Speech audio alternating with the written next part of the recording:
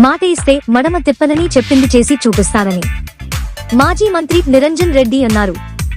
గణపురం మండలంలోని సురాయపల్లి, ఉప్పరపల్లి, సోలీపూర్, అప్పారెడ్డిపల్లె, సల్కలాపూర్ గ్రామాల సర్పంచి అభ్యర్థులు కమలమ్మ బాలరాజు, పద్మశ్రీ వీరయ్య గిరమ్మ తరపున విస్తృతంగా పర్యటించి ఇంటింటి ప్రచారం నిర్వహించారు. ఈ సందర్భంగా నిరంజన్ రెడ్డి మాట్లాడుతూ, కాంగ్రెస్ పార్టీ నాయకులలాగా బోగస్ మాటలు ఇచ్చి దాటవేసే మనిషిని కాదని, మాట ఇస్తే మడమ తిప్పను అని చెప్పింది చేసి చూపిస్తానని, బీఆర్ఎస్ పార్టీ బలపరిచిన అభ్యర్థులను గెలిపిస్తే రాబోవు సర్కారులో మరింత అభివృద్ధి చేస్తానని నిరంజన్ రెడ్డి హామీ ఇచ్చారు. సంక్షోభంలో ఉన్న రైతాంగాన్ని రాజులను చేసిన ఘనత కేసీఆర్ది అని నిరంజన్ రెడ్డి కొనియాడారు. 24 గంటల కరెంట్, సాగు, తాగు నీళ్లు, సకాలం పెట్టుబడి సాయం, కొరత లేకుండా యూరియా సరఫరా, సకాలములో ధాన్యం కొనుగోలు చేసి రైతాంగాన్ని కాపాడింది బీఆర్ఎస్ పార్టీ అని అన్నారు. కాంగ్రెస్ ప్రభుత్వం వచ్చి 2 ఏళ్లు పూర్తి అయిన ఒక్కటంటే ఒక్క అభివృద్ధి పని జరగలేదని, మాయ మాటలు చెప్పి ఓట్లు దండుకున్న కాంగ్రెస్ పార్టీ నాయకులను నిలదీయాలని పిలుపునిచ్చారు. 420 హామీలు, 6 గ్యారంటీలు అమలు చేయలేని కాంగ్రెస్ నాయకులకు పాలించే హక్కు లేదని మండిపడ్డారు. బీఆర్ఎస్ అభ్యర్థులను గెలిపించి కాంగ్రెస్ పార్టీకి బుద్ధి చెబితే ఇచ్చిన హామీలు అమలు చేస్తారని అన్నారు.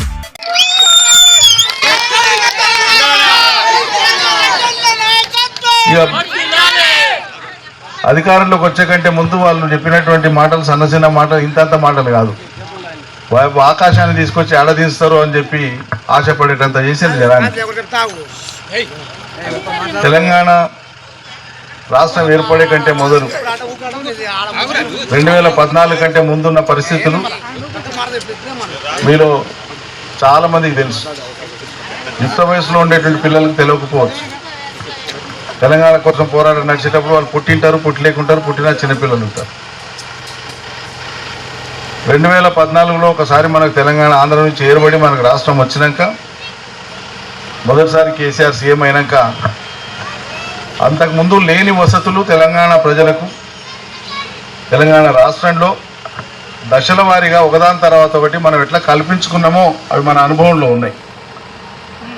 ఒకనాడు దిక్కులేని కరెంటు, 7 గంటల కరెంటుతోనా, వచ్చిపోయే కరెంటుతోనా రైతులు పడేటువంటి అవస్థలు అన్నీ కావాలి. అటువంటి కరెంటుకు శాశ్వతమైనటువంటి పరిష్కారం చేసి 24 గంటల కరెంటును అందుబాటులోకి తెచ్చింది కేసీఆర్ సర్కార్. ఒకనాడు తాగనికే ఊళ్ళల్లో, పట్టణాలలో కానీ ఊళ్ళల్లో కానీ మంచినీళ్ళు గతిలేవు. ఏడో బోరింగ్ పడితే ఆ బోరింగ్ కాడ వేసి ఆ నుంచి పైప్ లైన్ వేసి 190 తిప్పలు పడేది అప్పట్లో. ఇక్కడికి నీళ్లు కావాలంటే అదే పెద్ద యుద్ధం. బిందెలు పట్టుకొని, కడవలు పట్టుకొని బోరింగ్ల కాడ నీళ్లు దొరికిన కాసి నీళ్ళ కోసం ఎంత అవస్థ పడేదో ప్రజలు. అటువంటి సమస్యకు పరిష్కారం ఏకకాలంలో మొత్తం రాష్ట్రంలో అటు కృష్ణా, గోదావరి నదుల నుంచి శుద్ధమైనటువంటి నీళ్లను పైపుల ద్వారా తీసుకొని వచ్చి ఇంటింటికి నల్లా పెట్టి ఇలా నీళ్లు దాపుతున్నది కేసీఆర్. పాడుబడినటువంటి వ్యవసాయం, దిక్కులేనటువంటి రైతాంగం, సంక్షోభంలో పడినటువంటి వ్యవసాయం, సేద్యం అంటేనే పూర్వజన్మలో ఏం పాపం చేసుకున్నావురా అని రైతులు భావించేటువంటి ఒక దుస్థితిలో ఉన్నటువంటి సేద్యాన్ని నీళ్ళిచ్చి, కరెంట్ ఇచ్చి, పెట్టుబడి రైతు బంధు మొదటిసారిగా తీసుకొని వచ్చి దేశంలో ఏడలేటువంటి తెచ్చి రైతుల కళ్ళల్లో ఆనందాన్ని నింపింది కేసీఆర్ సర్కార్. పంటలు పండిస్తే పంటలు కొని ఒక చెరువు నుంచి ఇంకో చెరువుకు నీళ్ళు తెచ్చింది ఎవరు? ఇన్ని పనులు మనం చేసినాం, ఊరూరికి చేసినాం. ఇట్లా చెప్పుకుంటూ పోతే ఇన్ని పనులు ఒక్కొక్క ఊరికి చేసినాం. ఇవన్నీ ఉన్నాయి, అన్నీ అయినాయి, నిజమే. వాడు జర ఎక్కిస్తానే కదా అని ఆశపడితే, చెప్పినప్పుడు మీరు ఆశపడితే తప్పకుండా మోసం జరుగుతుంది, దయచేసి ఆలోచన చేయండి అని చెప్పినా కానీ అప్పుడు మత్తు అట్లా ఎక్కిండే మనకందరికి. ఆశ మత్తు అట్లా ఎక్కిండే, దయ్యం అట్లా పట్టిండే. ఇక ఒట్టిగా పో దయ్యం, దాని పని అది చేసిపోతుంది, చెడగొట్టిపోతుంది దయ్యం పడితే. ఇప్పుడు దయాన్ని వదిలేయాలి, దయాన్ని ఇప్పుడు వదిలేయాలి. 2 ఏళ్లకెళ్ళి నేను మీకు ఒకటే చెప్తున్నా, కళ్ళ ముందు ఉన్నటువంటి సత్యాన్ని చెప్తున్నా, ఒకటి కూడా పుట్టించుకొని చెప్తలే. నాకు అలవాటు లేదు. చాతనైతే ఇది చేస్తా అని చెప్తా, చేసి చూపిస్తా, అదే నా మగతనం. ఎవడో చేసిన పని నా పని అని చెప్పుకునే అలవాటు నాకు లేదు. ఈ 2 ఏళ్లకెళ్ళి ప్రజలకు, ఈ గ్రామానికి కాంగ్రెస్ ప్రభుత్వం వచ్చినాక ఏమైనా చేసిందా? ఒక్క పని కూడా జరగనప్పుడు ఈ గ్రామంలో కాంగ్రెస్ పార్టీకి ఒక్క ఓటు పడ్డా కూడా మనల్ని మనం మోసం చేసుకున్నట్ల కాదు ఆలోచించి. నేను అడుగుతున్న కాంగ్రెస్ పార్టీ అంటే ఇష్టం ఉండి దానికి ఓటేసే రైతులు కూడా ఉన్నటువంటి వాళ్ళను లేదా ఆ కుటుంబాల వాళ్ళను మీ అంతరాత్మని అడగండి ఒకసారి. మా ప్రభుత్వంలో కేసీఆర్ ప్రభుత్వంలో ఆపద వచ్చిందని ఎవరన్నా వస్తే నువ్వు కాంగ్రెస్ అని దూరం పెట్టినామా? కళ్యాణ లక్ష్మి వస్తే నువ్వు కాంగ్రెస్ అని దూరం పెట్టినామా? రైతు బంధు అంటే నువ్వు కాంగ్రెస్ అని వేయలేదా? ప్రజలందరినీ సమానంగా చూసినాం. కానీ ఇవాళ కుషిత బుద్ధి ఉండేటువంటి పురుగుల లాంటి సన్నాసులు, పెండ పురుగుల లాంటి సన్నాసులు ప్రజల పని చేయమంటే నీది ఆ పార్టీ నీది ఈ పార్టీ అని మాట్లాడే సన్నాసి విధవాలు వీళ్ళు ప్రజలకు పనిచేస్తారా? దయచేసి ఆలోచన చేయండి. ప్రజల పట్ల బాధ్యత ఉండాలి, ప్రజల్ని ప్రేమించాలి. ఓట్లు వేసే వరకే, వేసిన తెల్లారంగా అన్ని మర్చిపోయి ప్రజలకు పనిచేసినోడే నాయకుడు, వాడు మానవత్వం ఉన్నాడు. కాబట్టి మీ అందరితో నా ప్రార్థన ఒకటే, ఏం ఆ ఊళ్ళో ఉంది వీళ్ళు ఇక్కడ ఉన్నారు మేము కూడా ఆ జిద్దు పెట్టుకోకండి దయచేసి. గ్రామ పంచాయతీలకు వచ్చేటువంటి నిధులు, కేంద్రం నుంచి వచ్చేటువంటి నిధులు, అది కేంద్రంలో ఏ పార్టీ అని ఉండని, రాష్ట్రంలో ఏ పార్టీ అని ఉండని, రాజ్యాంగ పరంగా స్థానిక సంస్థలకు ప్రజలకు సంబంధించిన డబ్బే, మనం ట్యాక్స్ రూపంలో కట్టిన డబ్బే గ్రామ పంచాయతీలకు వచ్చేది. మన వాటా మన జనాభా లెక్క ప్రకారంగా వస్తుంది, ఆటోమేటిక్గా వస్తుంది. దాంట్లో ఎవడు ఎమ్మెల్యే ఎంపీ వేసే తెడ్డుపెట్టి దేవులాడేది ఏం లేదు. రాష్ట్ర ప్రభుత్వం తరఫున గ్రామానికి కొత్తగా వచ్చేది కూడా అట్లే 3 షిఫ్ట్లలో పెట్టి రేపపాటు కరెంటు పోకుండా 24 గంటల కరెంటు మన కాలంలో ఇస్తే కరెంటు వీళ్ళ కాలంలో ఎట్లుంటుందో మనం చూసినాం.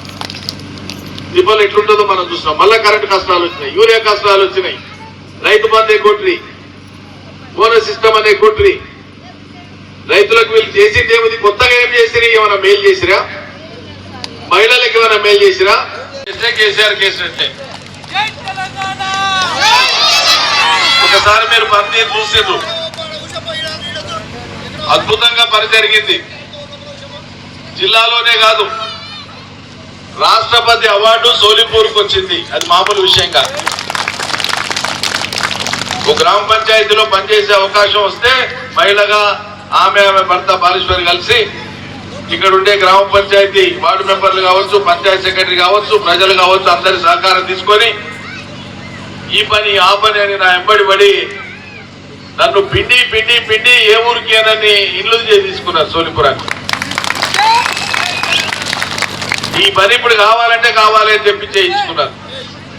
ఇక అట్లా పట్టుబట్టి ఈ గ్రామం యొక్క రూపురేఖలు మార్చింది. కాబట్టి రెండోసారి కూడా మీరు ఎన్నుకుంటే ఇంకా అద్భుతంగా పనిచేసే అవకాశం ఉంటుంది.